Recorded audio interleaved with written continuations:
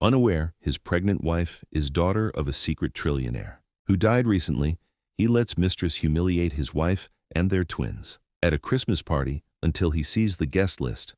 Part 3. 5 years after Evelyn Carter gave away $500 billion to cleanse her dead father's empire and won full custody of her children, she received a phone call at 3 in the morning that made her question whether anything in her entire life had been real. The voice on the other end was calm, measured, and absolutely impossible. It was her father, William Hayes, the man whose death certificate she'd signed, whose estate she'd inherited, whose grave she'd visited dozens of times trying to make peace with a parent who'd abandoned her. He wasn't dead. He'd never been dead. And every single thing that had happened to her since that Christmas party 5 years ago, every revelation, every choice, every moment she thought she was finally becoming her own person, had been orchestrated by a man who'd been watching from the shadows, testing her, shaping her, controlling her life even more completely than her ex-husband Mark ever had. But William Hayes wasn't calling to apologize or explain or ask for forgiveness. He was calling because the people he'd betrayed to build his empire, the arms dealers and corrupt politicians and criminals who'd made him $2.3 trillion, had just figured out he was alive. And they'd taken something that would force him out of hiding. They'd kidnapped Evelyn's 5-year-old daughter, Catherine, from her bedroom while Evelyn slept down the hall, leaving nothing but a note that said, "Tell your father he has 72 hours to turn himself in, or we kill his granddaughter. The sins of the father end with the blood of the child." Evelyn Carter had spent 5 years learning to be powerful, learning to run an empire, learning to make senators nervous and CEOs apologize and corrupt systems crumble with a single phone call. She'd testified before Congress. She'd dismantled her father's dirty investments. She'd become the woman who never stayed silent, who never accepted cruelty, who protected her children with a ruthlessness that came from finally understanding her own worth. But none of that power, none of that transformation, none of those hard-won victories meant anything when her baby girl was gone, and the only person who could help her get Catherine back was the father who'd made her believe he was dead so he could turn her entire life into a test she didn't know she was taking. Noah was 12 now, old enough to understand that his little sister was in danger, young enough to still have nightmares about the night Daddy let the pretty lady be mean to Mommy. Lily was 12 too, sharp and skeptical, and angry in a way that came from watching her mother give away billions while other kids' parents fought over child support. They'd grown up with security guards and Senate hearings and a mother who was powerful, but never really present, always fixing the world her grandfather broke, but rarely just sitting on the floor playing with them the way she used to when they were small and poor and invisible. And now Catherine, the baby who'd never known poverty or humiliation or what it felt like to be made small, was somewhere in the dark with people who killed for a living. Because her grandfather had loved his daughter so much, he'd faked his own death to teach her a lesson. William Hayes had orchestrated everything. The Christmas party where Mark humiliated Evelyn wasn't random timing, it was planned. The guest list full of people who answered to William wasn't coincidence, it was theater. The lawyer Daniel Rowe, who'd been Evelyn's guide and protector, and the man she'd fallen in love with over 5 years, wasn't just her father's executor, he was her father's spy, reporting every decision back to the man who'd been watching from New Zealand, measuring whether his daughter would use power with integrity or become corrupted by it. The custody battle, the press conferences, the Senate testimonies, the billions she'd given away, every choice she thought was hers had been observed, evaluated, graded by a father who believed love meant control and protection meant manipulation. And now that father, dying of real cancer this time with 6 months left to live, wanted to meet his daughter for the first time since she was 18 and standing across the street at her high school graduation watching a stranger watch her. He wanted to explain. He wanted her to understand that everything he'd done, the abandonment and the secrets and the elaborate theater of his fake death, had been to keep her safe from the very people who now had her child. He wanted forgiveness, but Evelyn didn't want to give him understanding or forgiveness or anything except her daughter back alive, and she didn't care if that meant working with the man who'd turned her entire life into an experiment or burning down everything he'd built to get Catherine home. Mark Carter, her ex-husband who'd let his mistress humiliate her 5 years ago, who'd tried to steal custody and gone on national television playing victim, had changed in ways Evelyn never expected. He was remarried now to a kind woman named Rachel, lived in a modest house, worked a normal job, and saw Noah and Lily every weekend without drama or lawyers or supervised visits. He'd become the father he should have been, the man who finally understood that his children didn't need him to be impressive, they needed him to be present. When Evelyn called him at 3:15 a.m., voice shaking, telling him Catherine was gone, Mark didn't hesitate. He said 5 words that reminded her why she'd loved him once, before ambition had turned him cruel. "Tell me what you need." What Evelyn needed was impossible. She needed to trust a father who'd manipulated her entire adult life. She needed to work with Daniel Rowe, the man she loved, who'd been lying to her for 5 years about who he really answered to. She needed to become the kind of person who could negotiate with killers and arms dealers and people who saw a 5-year-old girl as leverage instead of a human being. She needed to be cold enough to do what was necessary, but human enough not to lose herself in the process. And she needed to do all of it in 72 hours, because after that, the people who'd taken Catherine had promised to send pieces of her back until William Hayes turned himself in. Evelyn stood in Catherine's bedroom at 3:30 a.m., the room still smelling like the lavender spray Rachel had given them, the nightlight still glowing in the shape of a dinosaur because Catherine was obsessed with anything prehistoric. The stuffed triceratops Catherine couldn't sleep without was still on the bed. That meant she'd been taken while she was already asleep, carried out without even waking up enough to grab her favorite toy. Evelyn's hands shook as she held the dinosaur, pressing it against her chest like she could somehow transfer her heartbeat through the fabric, and Catherine would feel it wherever she was, and know Mommy was coming. Federal agents were everywhere. FBI because kidnapping crossed state lines, Homeland Security because William Hayes' enemies were international, local police because they had to be involved, even though everyone knew they were useless against people who could disappear a child from a house with a $10 million security system without leaving a trace. They were dusting for prints, reviewing footage, asking Evelyn questions she couldn't answer, because her mind kept going to one place. Catherine, waking up in the dark, Catherine realizing Mommy wasn't there, Catherine being scared and alone and 5 years old, and not understanding why the people holding her looked at her like she wasn't human. Daniel Rowe walked into the bedroom, and Evelyn turned on him so fast he actually stepped back. His silver hair was messy, his suit jacket missing, his tie loosened, and for the first time in 5 years he looked rattled. "Evelyn," he started. "Don't," she cut him off, her voice like broken glass. "Don't say my name like you know me. Don't pretend you've been on my side. You've been reporting to him this whole time. Every decision I made, every choice, every moment I thought I was finally free, you were telling him. Grading me like I was his science experiment." Daniel's face crumpled. "It wasn't like that." "Yes, it was," Evelyn said, her voice shaking. "He's been alive. You knew. You helped him fake his death. You delivered his manipulation like it was my inheritance, and you watched me fall in love with you knowing you were lying every single day." Daniel reached for her and she stepped back. "Don't touch me. Just tell me how to get my daughter back." He dropped his hand. His voice was hoarse when he spoke. "Your father has a location. He's been tracking his enemies for years. He knows where they operate, how they move, what they want. He can help you find her." Evelyn's laugh was bitter. How generous. The man who got her kidnapped is offering to help rescue her. Daniel's jaw tightened. He didn't want this. "He's dying, Evelyn. Real cancer this time.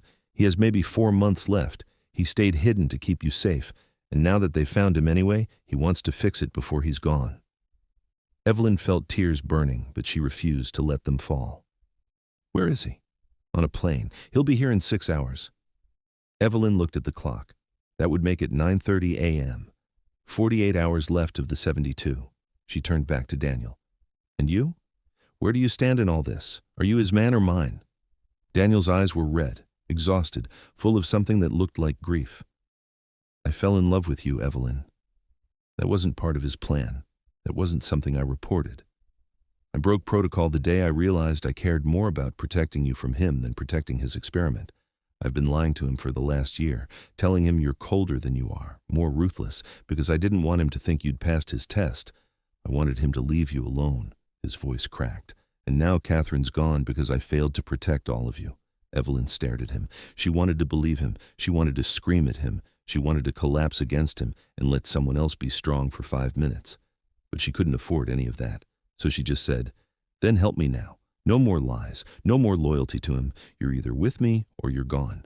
Daniel nodded immediately. I'm with you. Always. Mark arrived 20 minutes later with Rachel. They came through the front door past the agents, and Noah and Lily ran to their father like they were 6 again, and he was still the person who could fix everything. Mark held them both, his eyes finding Evelyn's over their heads.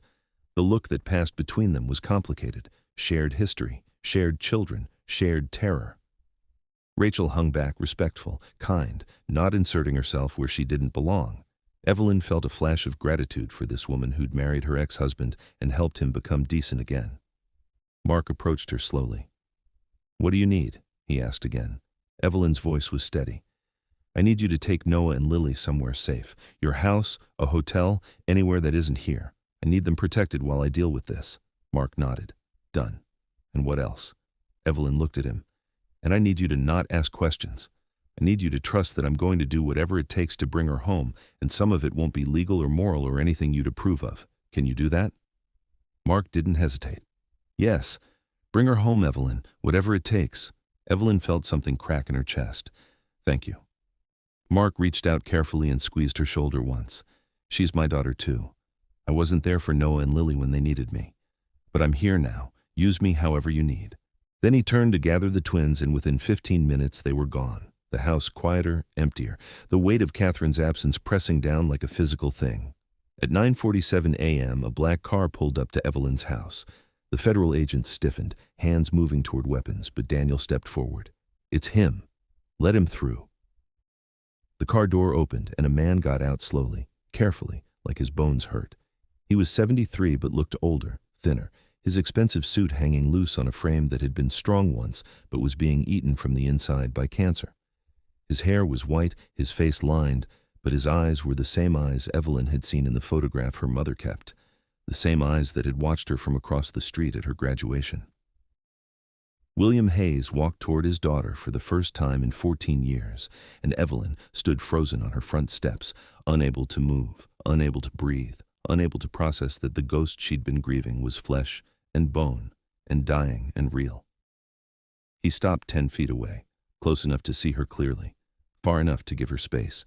His voice when he spoke was exactly like it had been on the phone, calm, measured, carrying the weight of decades of secrets. Hello, Evelyn. She stared at him, her hands clenched into fists. Her voice came out as a whisper. You're real. I'm real, he confirmed. And I'm sorry. Sorry, Evelyn repeated. The word tasted like ash. You faked your death. You turned my life into a test. You manipulated everything from the shadows, and now my daughter is gone because of enemies you made, and you're sorry? William didn't flinch. Yes, all of that is true, and none of my reasons will matter to you right now, so I won't insult you by explaining. I'll just help you get Catherine back. Then you can decide what you want to do with me. Evelyn wanted to scream. She wanted to hit him. She wanted to collapse. Instead, she said the only thing that mattered. Do you know where she is? William nodded. I have an idea. The people who took her are called the Dalton Syndicate. I helped them move weapons 15 years ago, then testified against them anonymously to take down their competition. They've wanted me dead ever since. They found out I was alive 3 days ago. They've been planning this. He looked at her. They won't kill her. Not yet. She's only valuable alive. That's supposed to comfort me. Evelyn's voice shook. William's expression didn't change. No. It's supposed to give you hope. Because if she's alive, we can get her back. I know how they think. I know how they operate. And I know that they'll negotiate. Evelyn stepped closer. For what? What do they want? William met her eyes. Me. They want me to turn myself in. They want to kill me publicly, make an example, show the world what happens when you betray the Dalton Syndicate. Evelyn's voice was ice. Then do it. Turn yourself in. Trade yourself for her. William shook his head slowly. It doesn't work that way. They'll kill me and keep her. Or kill us both. The only way to get Catherine back safely is to take her back, by force, with precision, and with help from people who know how to fight wars the government doesn't acknowledge exist. Evelyn felt the world tilt. You're talking about hiring mercenaries, soldiers, killers. William nodded. I'm talking about using every resource I have left to save my granddaughter. Even if it means burning down everything I built, even if it means exposing myself to every government that wants me arrested, even if it means I die in the process." His voice dropped. "I failed you, Evelyn. I abandoned you to keep you safe, and in doing so I made your life a lie. I can't undo that, but I can do this. Let me help you save her." Evelyn looked at the man who was her father, the man who'd built empires in shadows, the man who'd loved her from so far away, it looked like abandonment, the man who was dying and wanted forgiveness she didn't know if she could give, and she made a choice that had nothing to do with forgiveness and everything to do with Catherine. "Fine. Help me. But when this is over, when she's safe, you and I are going to have a very different conversation." William nodded. "I wouldn't expect anything else." The war room William Hayes set up in Evelyn's basement looked like something from a spy movie. Screens everywhere showing satellite imagery, heat signatures, intercepted communications. A table covered in maps and photographs and documents that made Evelyn's stomach turn. Pictures of the Dalton Syndicate's known operatives, men with dead eyes and long records of things the official reports called alleged, but everyone knew were true. Torture, execution, disappearances that never got solved because no one wanted to look too closely at where the bodies might be buried. William stood at the head of the table, moving with purpose despite the cancer eating through him, and explained the situation like he was briefing soldiers instead of talking to his daughter about rescuing her 5-year-old. The Dalton Syndicate operates out of a compound 70 miles north of here, abandoned industrial complex they've owned through shell companies for a decade. They have 12 core members, another 30 or so contractors they bring in for specific jobs. Security is extensive, guards, cameras, reinforced structures. But they're arrogant. They think no one's coming for them because no one's been stupid enough to try. Evelyn's voice was tight. "You're saying we need to raid a fortified compound full of armed criminals to get my daughter back?" William looked at her. "I'm saying we need to do it smart, fast, with people who know what they're doing." He gestured to 3 men standing against the wall, silent until now. "These are associates of mine, former special forces. They've worked in situations like this before." One of the men stepped forward. His name tag said, Kessler. He was maybe 45, built like someone who'd spent his life training for violence, with a scar across his jaw that looked like it had a story Evelyn didn't want to hear. Kessler's voice was professional, detached. "We've been surveilling the compound for the last 6 hours. We've identified where they're likely holding the girl. 2nd floor, northwest corner, room with a window that faces the tree line. 2 guards posted outside the door, rotating every 4 hours. The good news is they're being careful with her. She's valuable. The bad news is that means extraction is going to be complicated. We can't just blow the place up and grab her. We need precision." Evelyn felt like she was going to be sick. "You're talking about a military operation." Kessler nodded. "Yes, ma'am. And we have about 36 hours left to plan and execute it before their deadline expires." William leaned forward. "Evelyn, I know this is overwhelming, but these men are the best at what they do. They've extracted hostages from worse situations. They can get Catherine out alive." "Can they?" Evelyn's voice broke. "Can they guarantee it? Because I can't lose her. I can't bury my daughter because you made enemies who used children as weapons." The room went silent. William's face showed the first real crack in his composure. "No, one can guarantee anything. But I promise you, I will do everything in my power to bring her home. And if that means I die in the process, then that's the price I pay." Daniel spoke up from the corner where he'd been standing. "There's another option. We negotiate. Offer them something they want more than revenge: money, information, access to accounts they think are locked.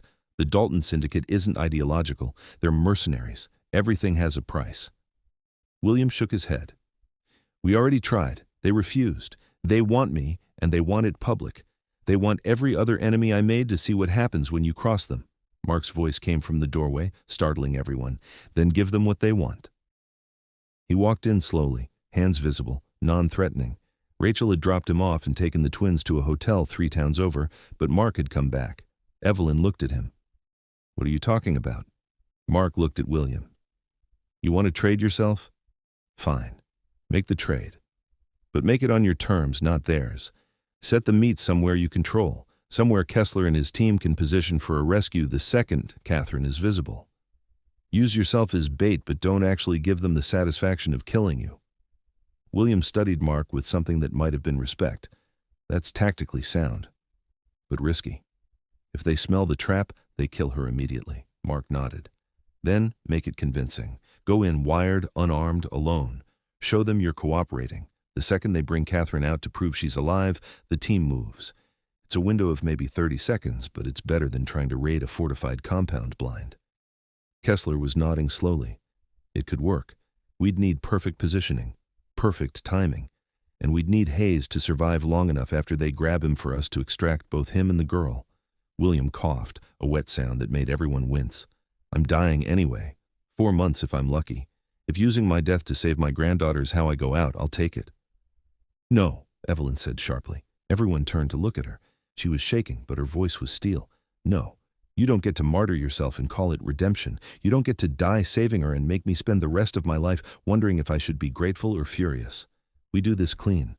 We get Catherine out and you survive, and then you face what you did to me and my mother and everyone else you manipulated in the name of protection. William looked at his daughter for a long moment. Then he nodded. All right. We do it your way. We get her out and I answer for everything after. Evelyn turned to Kessler. How long do you need to set this up? Kessler checked his watch. If we move now, we can be in position by nightfall. We'll need Hayes to make contact with the syndicate, propose the trade, set the meeting for tomorrow morning, early, when they're tired, when their guard is lower. And we'll need every piece of intel you have on their personnel, their weapons, their protocols. William pulled out a tablet and started transferring files. I have everything. 20 years of intelligence on the Dalton Syndicate. Names, photos, communication patterns, financial records. I kept it all as insurance. Now, we use it to take them down. Daniel moved beside Evelyn and spoke quietly. You don't have to be there tomorrow. Let the team handle it. Stay somewhere safe. Evelyn looked at him like he'd lost his mind. My daughter's in a room with people who kill for a living and you think I'm going to sit in a safe house drinking coffee while someone else rescues her? I'm going. I'm going to be there when she comes out, and she's going to see my face and know I came for her. Daniel started to argue, but Mark cut him off. Let her go. If it were Noah or Lily, would you stay behind? Daniel closed his mouth. Mark looked at Evelyn. I'm coming too. Evelyn started to shake her head, but Mark held up a hand. Not to fight, not to be a hero, but to be there. Because she's my daughter too, and I already missed enough of her life. I'm not missing this. The next 12 hours were a blur of preparation that felt surreal. Kessler's team ran through scenarios, showed Evelyn and Mark how to stay low, how to move if things went wrong, how to recognize the signal that meant run. William made contact with the Dalton Syndicate through encrypted channels, proposed the trade, set the location at an abandoned quarry 40 minutes north.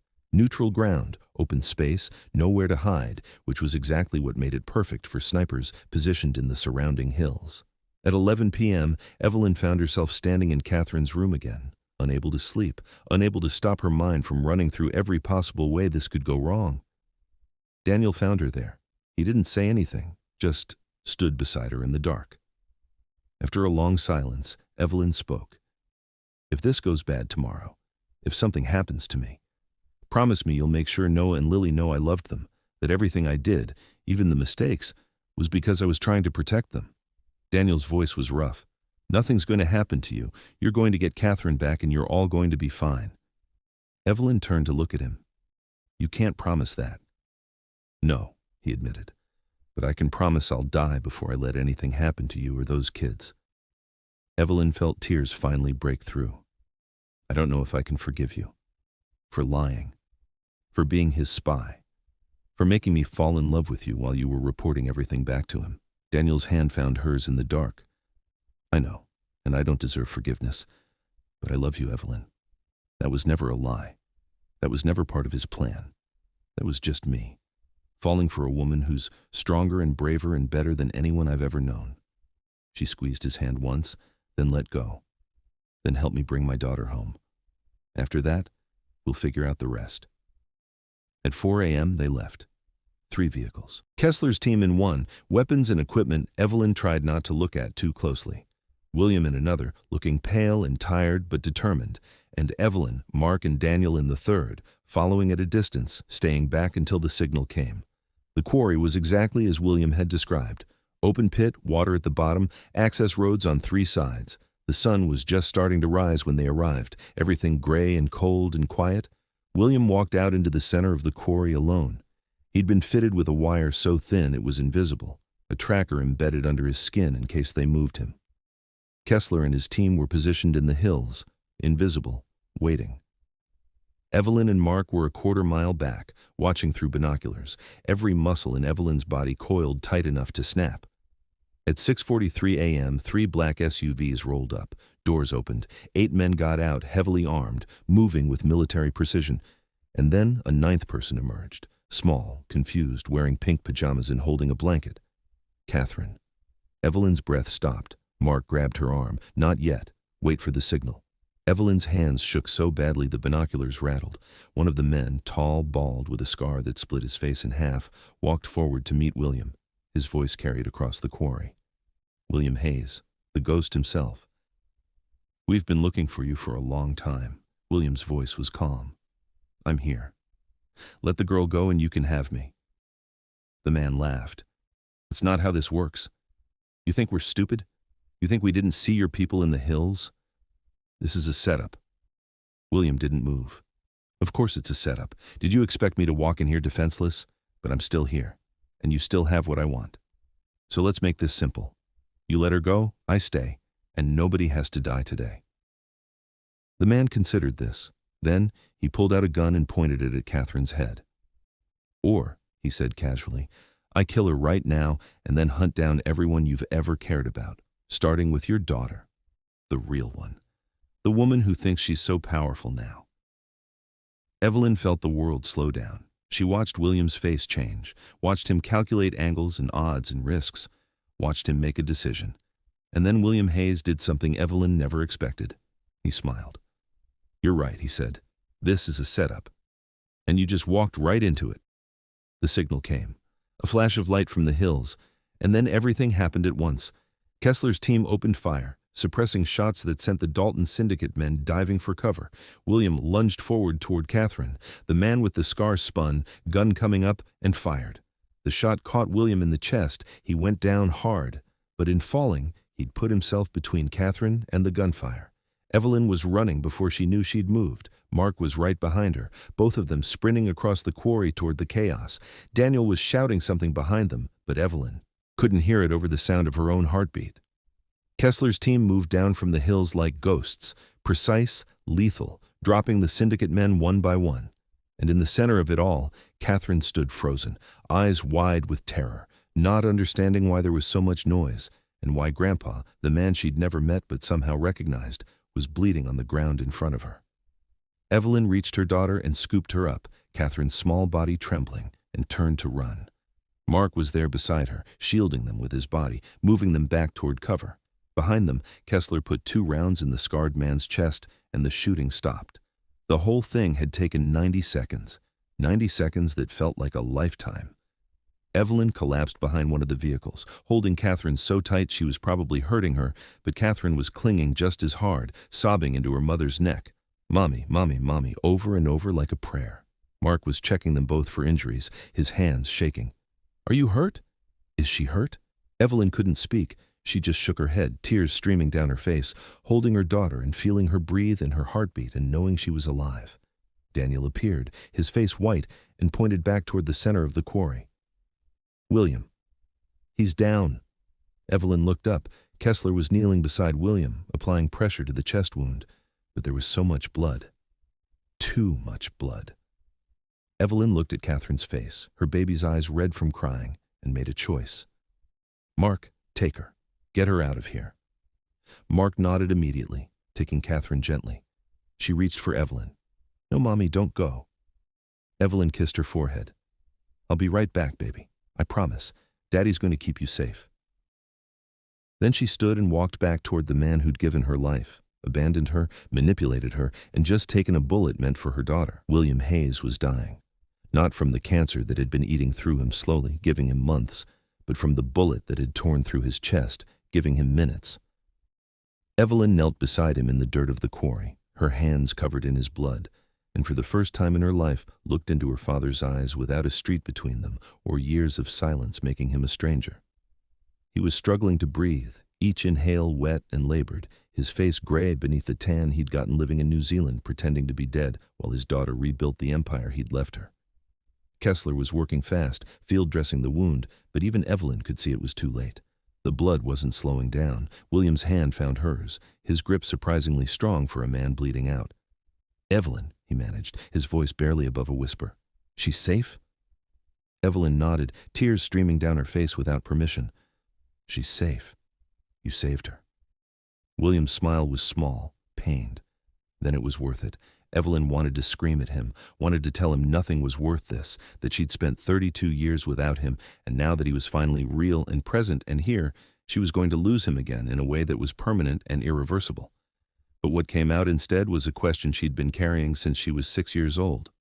"Why did you leave us?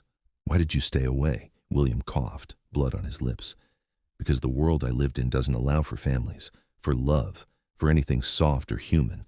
The people I did business with, the enemies I made, they would have killed you and your mother without hesitation if they knew you existed. So I made myself disappear from your lives before they could find you through me." His eyes were wet now too. "I watched you grow up from a distance, every birthday, every achievement, every moment I wanted to be there and couldn't, and it killed me every single day." Evelyn's voice shook. "You could have found another way. You could have walked away from that world, chosen us instead of the empire." William's laugh was bitter. "I tried. When your mother told me she was pregnant, I tried to leave. They made it very clear that leaving wasn't an option, so I stayed in, built power, became untouchable, so that one day when I was gone, you'd have resources to protect yourself. Everything I built, every dollar, every connection, it was insurance for you." "But I didn't want insurance," Evelyn whispered. "I wanted a father." William's face crumpled. "I know, and I failed you. I thought keeping you safe was the same as loving you. I thought if I could just make you powerful enough, strong enough, protected enough, it would make up for not being there. But watching you these last 5 years, seeing you give away the dirty money, testify against corruption, build something clean out of the mess I left you, I realized you were always strong enough. You didn't need me to make you powerful. You just needed me to be your dad." The words broke something in Evelyn's chest. She leaned closer, holding his hand in both of hers. "The Christmas party. You planned all of it." William nodded weakly. "I needed you to see Mark clearly, to understand what you were worth. You would have stayed with him forever, making yourself smaller, believing his cruelty was somehow your fault. I couldn't let you live that way. So I built a moment where the truth would be undeniable. And the inheritance? The test?" Evelyn's voice was sharp even through the tears. William closed his eyes. "I needed to know if power would corrupt you. If you'd become like me, using money as a weapon, caring more about winning than being right. I needed to know if the daughter I'd protected from the shadows had the strength to choose integrity over wealth." His eyes opened again. "And you did. You gave away billions. You restructured everything. You chose to be good even when it cost you." He coughed again, harder. "I was so proud. And so sorry that I couldn't tell you while pretending to be dead." Daniel appeared beside Evelyn, kneeling on William's other side. "Sir, we need to move you. Get you to a hospital." William shook his head slightly. "We both know I'm not making it to a hospital. This is where it ends." He looked at Daniel with something like affection. "You were supposed to just report on her, make sure she was using the power correctly." "What happened?" Daniel's voice was rough. "I fell in love with her. I stopped being your man and became hers. I'm sorry I failed your mission." William's smile was genuine this time. "You didn't fail. You did exactly what I hoped someone would do. You saw her for who she really was and chose her over everything else. That's not failure. That's what I should have done 32 years ago." He looked back at Evelyn. "Will you forgive me? For the abandonment, the manipulation, for making your life a test you didn't ask to take?" Evelyn was silent for a long moment. Around them, Kessler's team was securing the area, checking the bodies, making sure no one from the Dalton Syndicate would ever threaten her family again. In the distance, she could hear sirens. Someone had called the police. They had maybe 5 minutes before this quarry was swarming with questions she didn't want to answer. She looked at the man who was her father, really looked at him, and saw all the contradictions. The love and the control. The protection and the abandonment, the brilliant strategist and the emotionally broken man who thought keeping people safe meant keeping them away. "I forgive you for leaving," Evelyn said finally. I understand why you thought you had to. I don't forgive you for manipulating my life from the shadows, for turning my pain into a test, for making Daniel lie to me, for thinking that control was the same as love. But, her voice broke, I forgive you for today, for taking that bullet, for saving Catherine, for finally showing up when it mattered most. William's eyes closed in, relief. That's more than I deserve. Evelyn squeezed his hand. You're my father. You'll always be more than you deserve and less than I needed. Both things are true. William laughed, then groaned in pain. You sound like your mother, sharp and honest and unwilling to let anyone off easy. God, I loved her. Why didn't you marry her? Evelyn had to know. If you loved her that much, why didn't you make it official? Give me your name. Give us the protection of being yours publicly. William's breathing was getting shallower. Because my enemies would have found you immediately. Catherine understood. She knew the sacrifice we were both making. She agreed to raise you alone, to take the money I sent, to never ask for more. And in return, I stayed away far enough to keep you invisible. It was the deal we made, and it destroyed us both. Evelyn thought about her mother, about the envelopes that arrived once a year, about the way Catherine's face had looked when she saw William across the street at Evelyn's graduation, about the locked box of unsent letters Evelyn had found after her mother died. Your mother wrote to you too, Evelyn said softly. Hundreds of letters she never sent. I found them after she died. Letters telling you about me, about our lives, about how much she missed you. Did you know? William's tears were flowing freely now. I wrote her too. Evelyn's breath caught. What?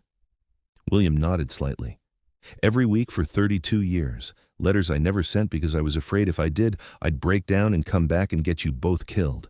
I have boxes of them, in New Zealand, in a storage unit under a fake name. Every thought, every moment I wanted to share, every time I wanted to be there and couldn't, it's all there. Daniel knows where. He'll get them for you. Evelyn looked at Daniel. He nodded confirmation. I'll make sure you have everything. William coughed, and this time blood came up, too much blood. Evelyn leaned closer. Dad, she said, using the word for the first time in her life. Don't leave me again. Not now. Not when I just found you. William's hand tightened in hers. I don't want to. But I don't think I get a choice this time. His voice was fading. Tell my granddaughters about me. The truth. The good and the bad. Don't make me a saint or a villain. Just tell them I love them even though I never got to meet them. Tell them their grandfather's last act was saving their sister. Let that be what they remember. I will, Evelyn promised. William looked at her one more time. You're extraordinary. You always were. You were extraordinary when you were invisible, and you're extraordinary now that the world can see you. Never forget that your power doesn't come from what I left you. It comes from who you chose to be. He took a rattling breath. I'm so proud to be your father, even if I didn't deserve the privilege. Then William Hayes closed his eyes, and his breathing stopped, and Evelyn felt his hand go limp in hers. She sat there in the dirt, holding her father's body, and cried, not quietly, not with dignity. She sobbed like a child who'd lost her parent, which was exactly what she was. Daniel's arms came around her from behind, holding her while she broke, and she let him because she was so tired of being strong alone.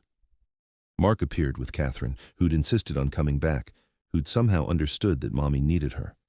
Catherine's small hand touched Evelyn's face. Mommy, why are you sad? Evelyn pulled her daughter into her lap, held her close. Because someone very brave just saved you, baby, and now he's gone. Catherine looked at William's still form. The grandpa? Evelyn nodded. Yes, the grandpa you never got to meet. He loved you very much. Catherine was quiet for a moment, then she said something that destroyed what was left of Evelyn's composure. I think I remember him. From my dreams. A nice man who watched me sleep and said everything would be okay.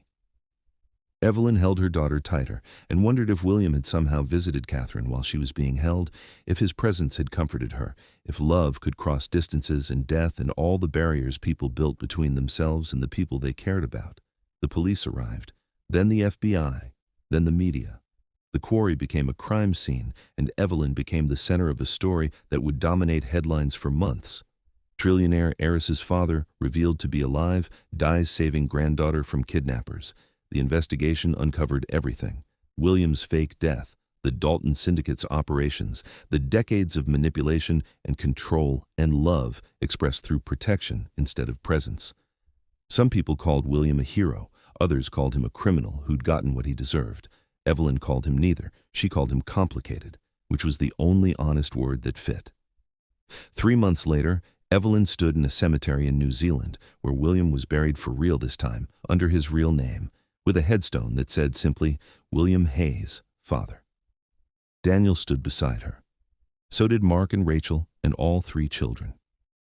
Noah and Lily had processed the news about their grandfather with the resilience of 12-year-olds who'd already survived one impossible situation and knew they could survive another. Catherine asked about him sometimes, wanted to know more about the grandpa from her dreams, and Evelyn told her the truth, that he loved her but made mistakes, that he saved her life but couldn't save his own, that people were complicated and love didn't always look the way you wanted it to. Daniel had given Evelyn the letters, boxes and boxes of them, letters from William to Catherine, her mother, letters from William to Evelyn, 32 years of words he'd never sent, thoughts he'd never shared, love he'd never expressed directly. Evelyn had read them all, crying through most of them, understanding her father more and hating him less, but still angry about all the years they'd lost.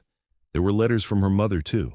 Daniel had found those in a second storage unit, because apparently Catherine had been doing the same thing, writing to William every week and never sending the letters because she was afraid too. 2 people who loved each other living separate lives, writing words that never got read, sacrificing everything for a daughter who would have preferred having less money and more parents. Evelyn had made decisions. She'd restructured the empire into a trust controlled by an independent board. She'd resigned from active management. She'd moved out of the mansion into a normal house in a normal neighborhood and enrolled Noah, Lily, and Catherine in public school. She still had wealth, would always have wealth, but she'd stopped letting it define her. She'd become just Evelyn, a mother, a woman who'd survived impossible things and chose to build something kind with the aftermath. She and Daniel were together now, officially. No more lies between them. He'd quit working for the Hayes Foundation and started a small law practice helping people navigate estate law, the kind of work that made a difference in individual lives instead of shaping nations. Mark and Rachel had become genuine co-parents, the kind of blended family that actually worked because everyone involved cared more about the children than their own egos. As Evelyn stood at her father's grave, she realized she'd been angry for so long she'd forgotten what it felt like to just be sad, to miss someone without resenting them, to love someone despite their failures. She knelt down and placed her hand on the headstone. I forgive you, she said quietly, not for everything, but for enough. I forgive you for being human, for making mistakes, for loving me the only way you knew how, even though it wasn't the way I needed. And I forgive myself for being angry, for taking so long to understand, for wishing you'd been different instead of accepting who you actually were. Catherine tugged on her sleeve. Mommy, can I talk to Grandpa too? Evelyn nodded. Catherine knelt beside her mother and said in her small, serious voice, Hi, Grandpa. Thank you for saving me. I wish I could have known you when you weren't dying. But Mommy says you watched me grow up from far away. So maybe you kind of did know me. Anyway, I love you, even though we never met. Is that okay? Evelyn pulled her daughter close. That's more than okay, baby. That's perfect. They stood together, mother and daughter, in the shadow of a man who'd built empires and destroyed relationships, and ultimately given his life for a granddaughter he'd never held. And Evelyn realized this was the legacy that actually mattered. Not the money or the power or the Senate testimonies, just this. A 5-year-old girl who'd been saved, a 12-year-old boy and girl who'd learned that people could change, a mother who'd gone from invisible to powerful to finally, blessedly, just human. 1 year after William died, Evelyn hosted the annual fundraiser for her foundation at the same hotel where the Christmas party had happened 6 years earlier. The ballroom looked different now. Warmer, full of people who'd survived abuse, who'd escaped controlling relationships, who'd rebuilt their lives from nothing. Evelyn wore a simple dress, her mother's necklace, and stood in the center of the room instead of the back corner. Her children were beside her. Daniel held her hand. Mark and Rachel were there too, because co-parenting meant showing up even when it wasn't your custody weekend. Evelyn gave a speech about her mother, Catherine, about invisible women, about choosing integrity over power, about the difference between being controlled and being loved. She talked about her father, too, honestly, without excusing his failures or erasing his sacrifice. And she talked about the journey from that Christmas party to this moment, from humiliation to power to understanding that real strength wasn't about domination or wealth or making people afraid of you. Real strength was knowing when to forgive, when to walk away, when to hold on, when to let go. At the end of the speech, she looked toward the back corner where she'd stood 6 years ago, pregnant and humiliated and invisible, and saw a ghost of herself there, the woman she'd been, scared but enduring, hurt but dignified, powerless but not worthless. Evelyn nodded at her former self, acknowledging the journey, honoring the woman who'd survived long enough to become someone different. Then she turned back to her children, to the life she'd built with her own hands instead of the one she'd inherited, and smiled. Not the tired, apologetic smile she used to wear like armor. A real smile. The kind that came from knowing you'd been broken and put yourself back together, and the cracks didn't make you weaker. They just made you yours. Catherine tugged on her sleeve. "Mommy, I'm hungry." Evelyn laughed. "Then let's get you some food, baby." They walked together toward the buffet, just a mother and her children, and no one watching would have known she was worth billions, or that she'd testified before Congress, or that her father had died saving her daughter's life.